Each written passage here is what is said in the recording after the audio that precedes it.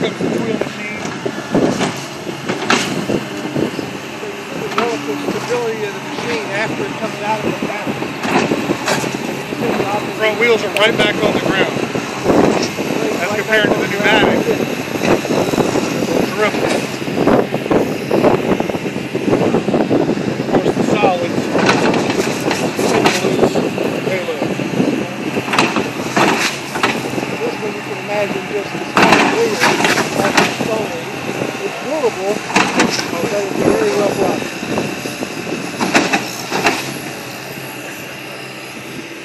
Here, once again, it's similar to the Tweel, but you're going to see the pneumatic balance. There's more than the Tweel. The Tweel functions as a better shock absorber. So if you see the operator, he bounces the rear end, comes out of the front wheels pump a wheelie when he comes out of there and bounces around. We're going to show you another demonstration of that bouncing thing and the impact on productivity.